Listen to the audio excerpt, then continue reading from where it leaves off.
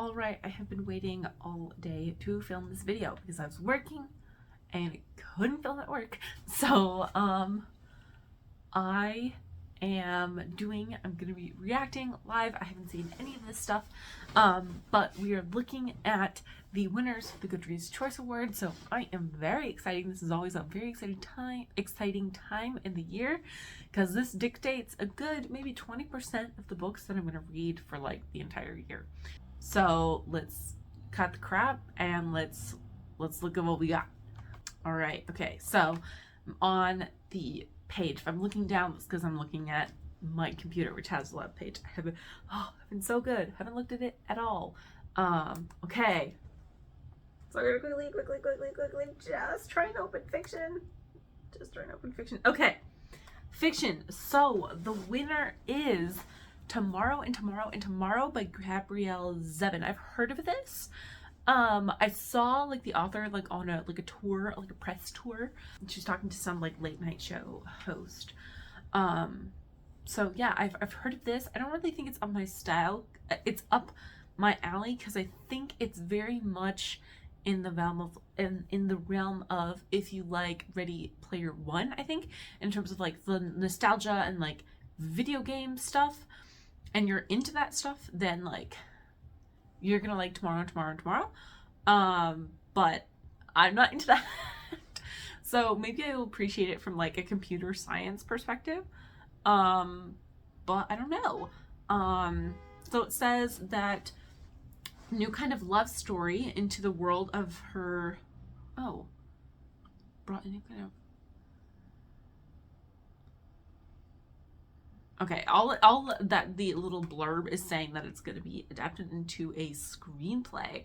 So let's look at kind of like some of the other ones. So second one was Judy Picoult, Wish You Were Here, which I've not heard of. So the one that I was kind of hoping that was going to win was this To Paradise by Hanya. That author. Just because I own it and I'm currently kind of like reading it. But that's just me, and I do not remember what the book is that I am gonna read. I should know that off the top of my head, and I don't. That's the fiction. I wonder if the blurb that pops up here is better. Okay, so it says, this exhilarating novel by the best-selling author of A Storied Life. Two friends fall in love, but never lovers. Creative partner of this world of video game design. So I think that was like a huge part of like what the author was talking about was in this interview that I saw was about like just platonic friendships and love being in those places too.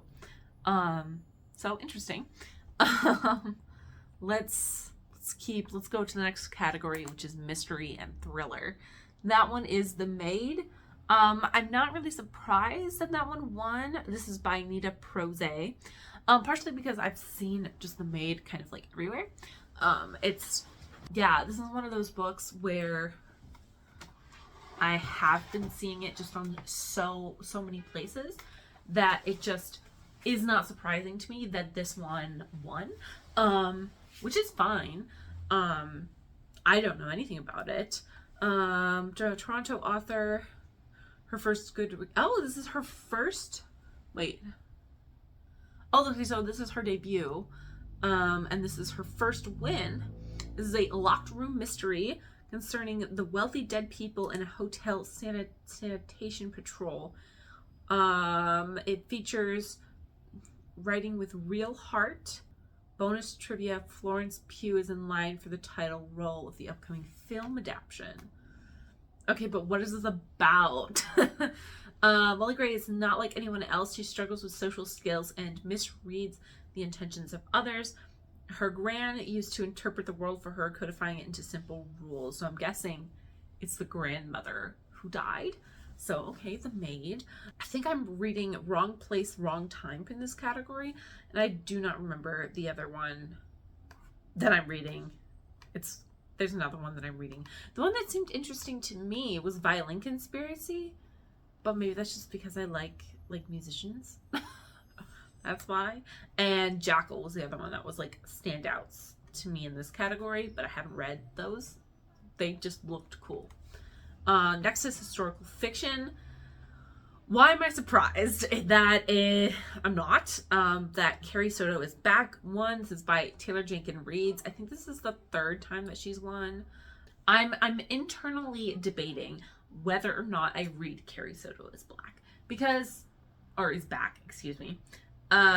Because I've read Taylor Jenkins Reid, I've read Malibu Rising, and I've read Daisy Jones and the Six, and I've just come to the determination that Taylor Jenkins Reid is a really good author, but it's just not an author for me personally.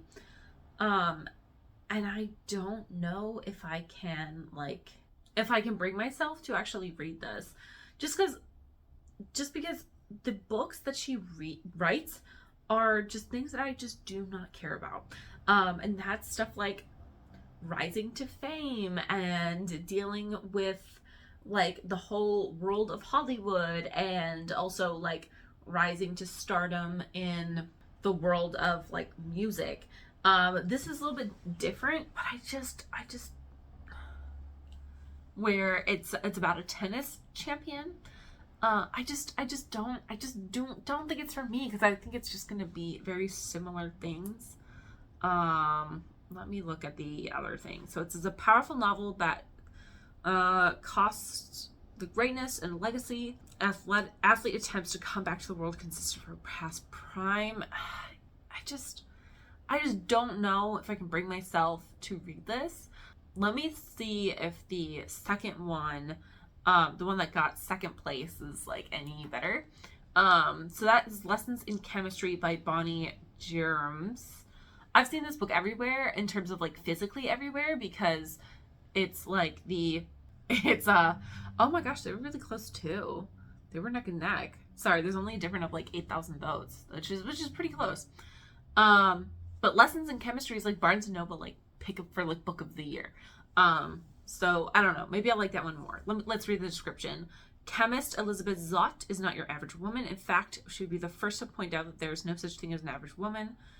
But it is the early 60s and her all-male something. What I might do is I might wind up reading Lessons in Chemistry, just because that seems slightly more interesting, and it's a different author. So who the frick knows? But I just don't know if I can bring myself to read another Taylor Jenkins Reid. And that's kind of where I am right now. Which is fine. Okay, other ones. I know The Marriage Portrait. I think that I either own a copy of this or something, because I don't know. I've seen The Marriage Portrait, so I've seen it around. So the one that I'm reading is Four Treasures of the Sky, and that got last place. That's so sad, because that one looked super interesting, and I was really glad that my dog chose that for me. Oh well, say la vie, what can you do? All right, let's continue on to look at fantasy. I'm pretty nervous, because we have in this one Sarah J. Maas. So Sarah J. Maas is one. I'm gonna tell you right now, I'm not gonna read it. I'm gonna read the runner-up. Just because I can't bring myself to read another Sarah J. Maas book after I was queer baited so bad. Okay, I'm afraid to look. And okay, fuck. So she did win, because of course she did, because she's that popular, and by a wide margin too. By, oh my god, like over 40,000 votes. Damn. But the second runner-up is R.F. Kuang's Babel, and I actually own a copy. It's sitting somewhere in a pile in my room right now, and so I'm like, okay, I will read Babel. That is my alternative. I own a lot of R.F. Kuang, but I've never actually read any, so I'm excited. So I did this last year, and I read TJ Klune's Under the Whispering Door, and I fell in love with TJ Klune's work. So maybe this is a good thing. Maybe I just anytime Sarah J. Maas is nominated, I just read the runner-ups and fall in love with those books because they're so good, as opposed to what Sarah J. Maas puts out. Yeah, and I don't want to say Sarah J. Maas has her audience. Her audience is not me. yeah. And there's no tea, no shade. I just did not get along so much with the first book actually in this series, that I just could not. I think so. Wow. Okay. So, so I know I voted for Daughter of the Moon Goddess, because I really liked that. I own the second book in the duology. The one I'm kind of surprised wasn't higher up the list is The War of Two Queens by Jennifer L. Armentrout, because the first book won like a couple years ago, like I think 2019. I don't know if it's just because people are kind of like upset with like the series, because they don't really like where it's going. I probably will wind up reading this at some point, but it's so far down on like my list.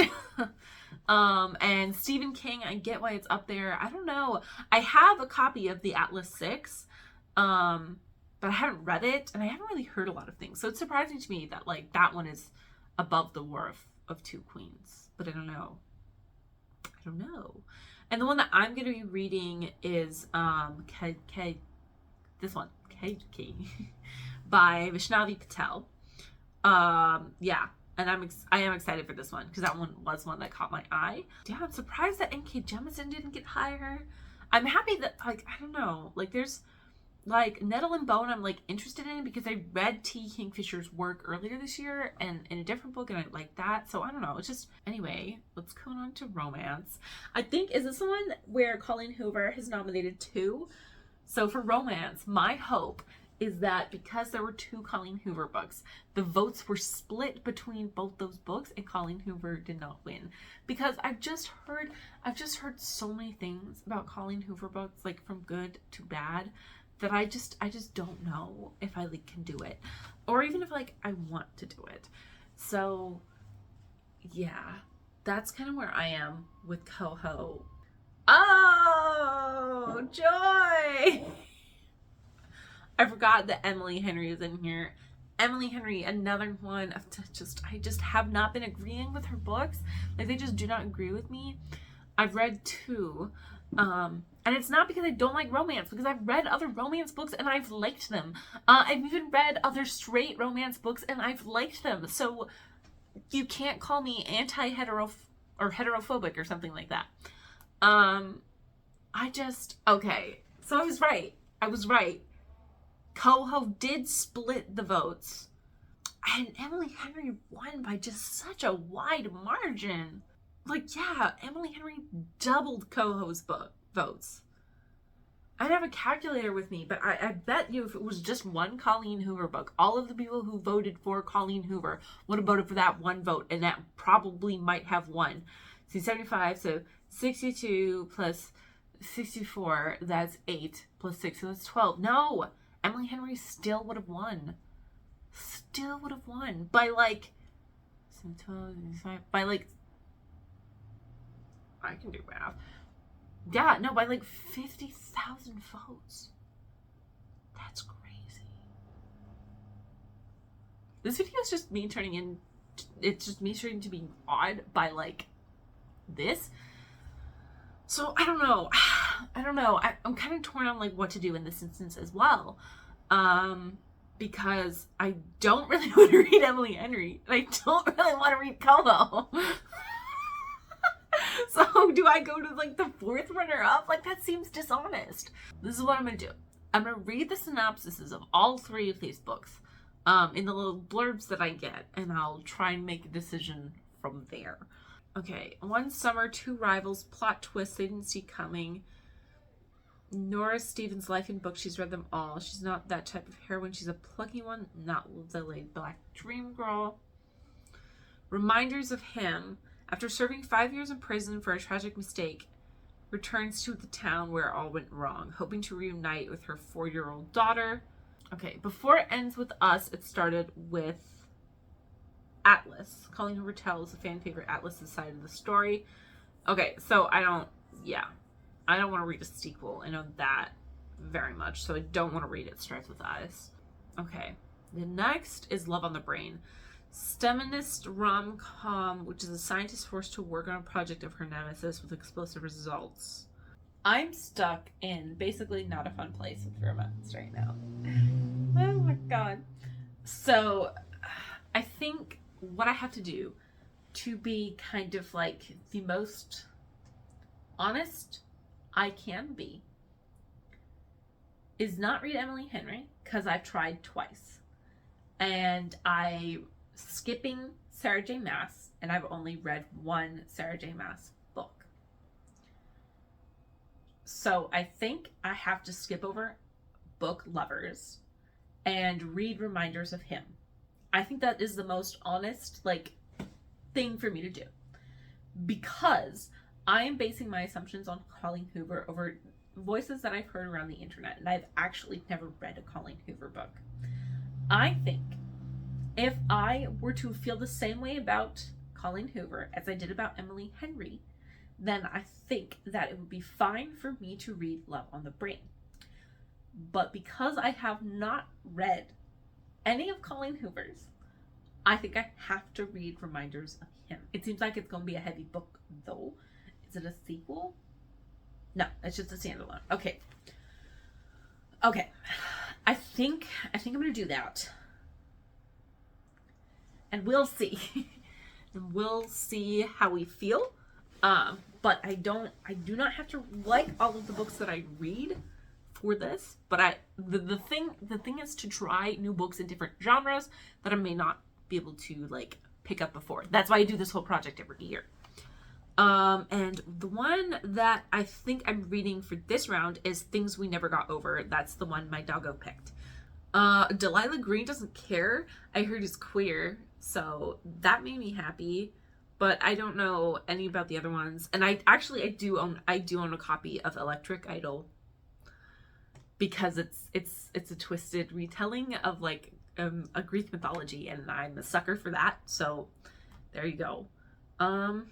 Yeah, I just don't know anything. Romance just is romance, straight romance, straight modern romance is something I don't necessarily get. But that's just me. Okay, science fiction. I do not remember the people who were nominated, but I think there's a part of me that's feeling a little bit nervous about science fiction. I don't know. We'll see. Okay, let's do this. Sea of Tranquility. Okay, it's a literary sci-fi. Okay.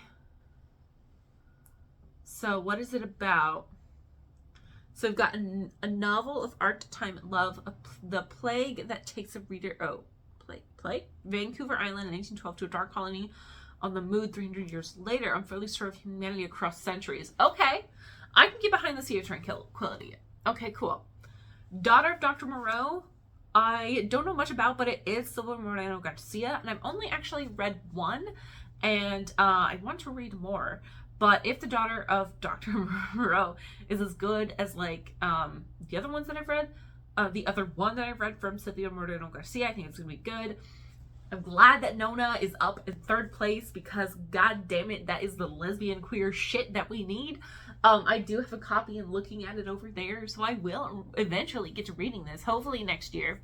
But I have to read Gideon and then Harrow again, and then get to Nona, just because of how densely Timothy writes. I'm not complaining, I'm just stating facts. I'm surprised that Upgrade didn't get higher. Yeah. I'm also really excited about Ocean's Echo, but that's because I really, really liked Everina Maxwell's book. That's the one that I chose to read. Or did I just pick that up outside of like reading it for my Goodreads project last year? But it was nominated last year, so I am really excited about Ocean's Echo. And okay. So the one that I voted for was Nemesis of Mystery, because I like Neon Yang's other works, and I'd be excited to see what else they put out. And this is like their, I don't know if it's first sci-fi, but that seemed really interesting to me, and I do own a copy of Genesis of Mystery. And the one that I'm reading this round is Mickey 7. So it's sad that they got so few votes. But that's okay. Okay, horror. I don't remember if Stephen King was nominated, but let's see. Horror. Okay, Hidden Pictures. I did not see that coming, but I don't really follow horror. I like horror, but I just haven't like read a ton of it, and it's not one that I go to a lot because I'm just so persnickety about horror, or just picky. So a nanny fresh from rehab, her young ward, he's quickly improving drawing skills, maybe kind of supernatural. Okay, yeah, I know right away I'm not going to like this that much because it has supernatural elements to it, but I will give it a good try. You know what? Oh my god. Sorry, there's just a lot of things that I'm feeling right now when looking at the other books in the order. So, first of all, I voted for What Moves the Dead, and I'm so glad to see that it's in third place. That's by T. Kingfisher. And Stephen King is down in fourth place. Wow. Stephen King used to sweep these awards. Like, any category he'd be nominated for, he would win. And I was a little bit irritated because I was reading more Stephen King than I wanted to. Maybe people are just realizing that Stephen King is not it. I don't know. But this is wild to me. Maybe that's just because he's not the... No, he is the main writer. Wow. I don't know. That says something. I don't know what it says, but it says something. And the one that I'm reading that my dog chose for me is The House of Hunger. This seems like cool because I think that it is lesbians. And I'm always happy for lesbians. I said that in the weirdest way. Yeah, I don't really have much else to say about the rest of these. So let's go to humor. I don't really have much. Okay, yeah, you know what? This is not surprising. Office BFFs, Tales of the Office from Two Best Friends Who Were There by Jenna Fischer and Anna Kingsley. I don't know who they played. They played someone. Oh, Jenna was Pam, and the other one was Angela. Okay. I mean, I think this is going to be fun. I don't have any, like, connection, like, to this book. The one that I kind of really wanted to win was Nanette, or, like, the making of, or something like that. Let's read the full name. This 10 Steps to Nanette.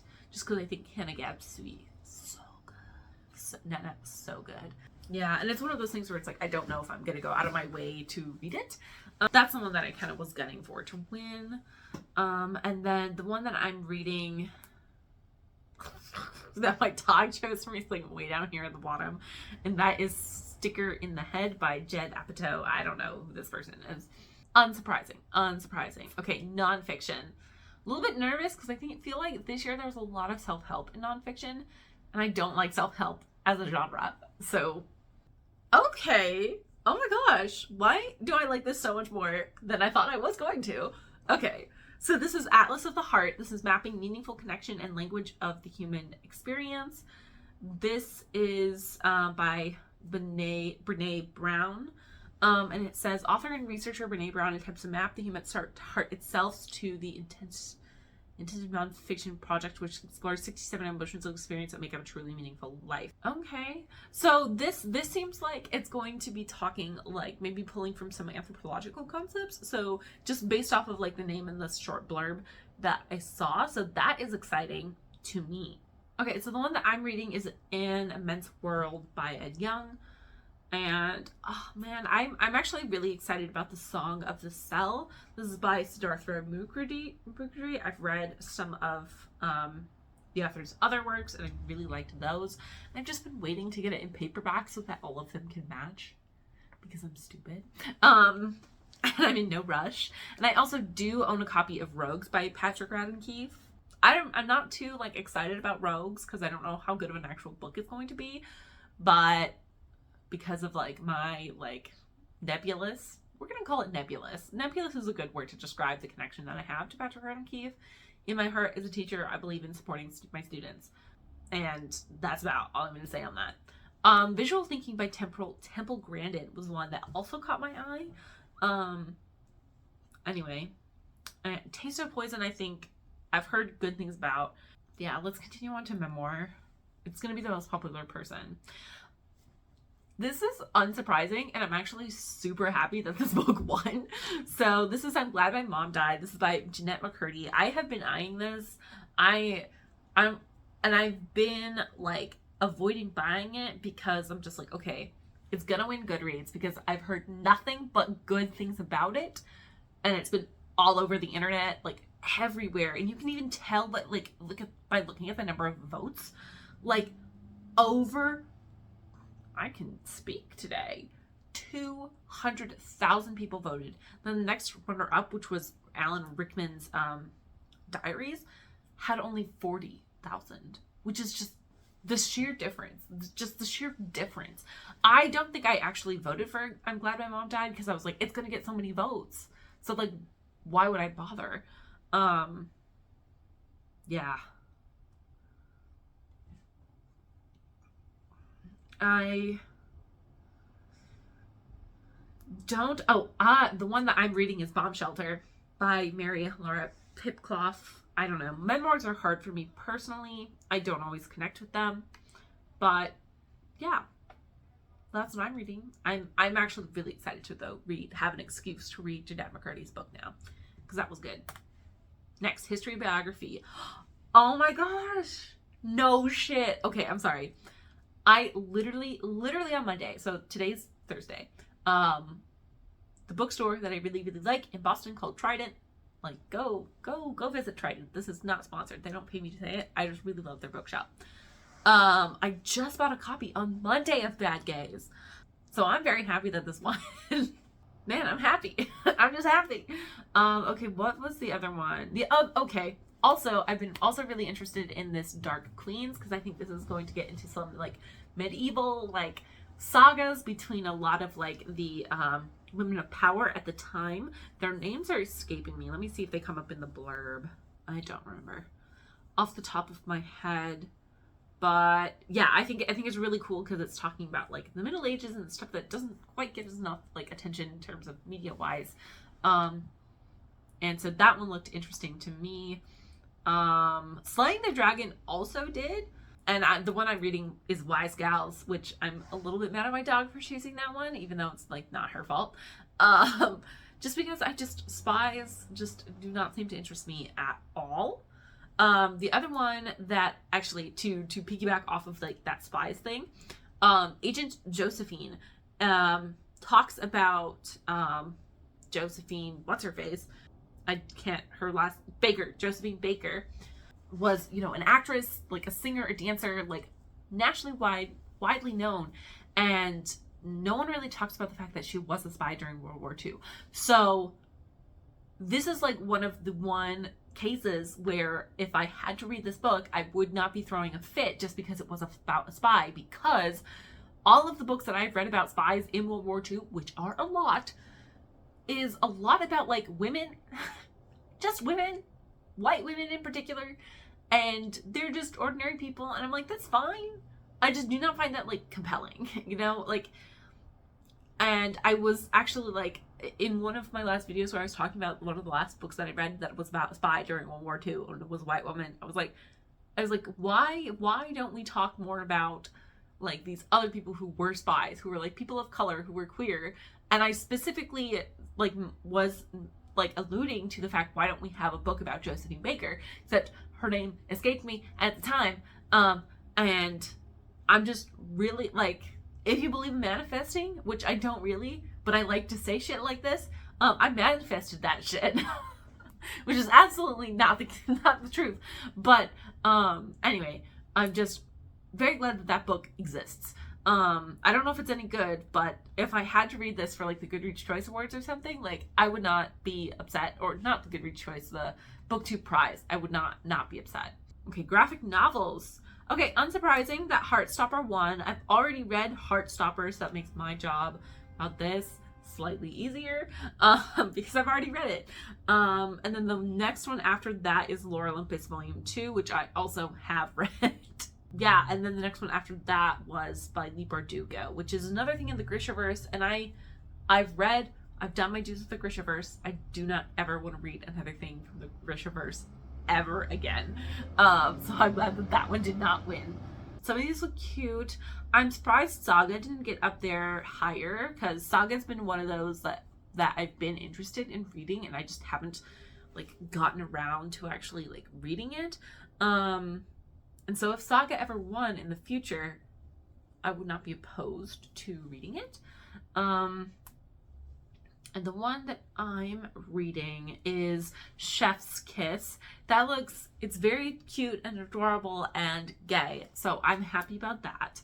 And yeah, so good on my dog for reading. I have a hunch for poetry which one's gonna win, and it's gonna be like something by Amanda Gorman, one of the two.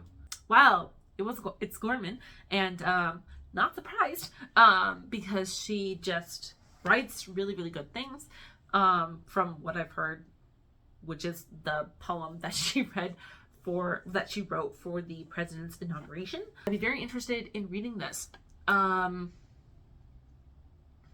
Yeah, I don't really have much opinions about poetry because I don't read a lot of poetry. But Normal Distance is the one that I have to read that my dog chose for me. So Lessons in Chemistry 1 debut novel. Okay, wait, what does this Libra do on? Hellbent? What? Sorry, I'm learning that they're finally freaking publishing the sequel to Ninth House. I'm gonna have to wait for the paperback to come out. Sorry. Before I open it, because I have Ninth House in paperback. Oh my gosh, they were super close too. Okay, so Daughter of the Moon Goddess got second place, which I'm really happy for because I think Sulin Tan I really like Daughter of the Moon Goddess. So it's official. I'm going to be reading Daughter of the Moon Goddess. Or not official, Lessons in Chemistry. It's just, will I also be reading it for fiction too? Will I be double dipping accidentally? I don't even know if it's like an accidentally thing, but wow.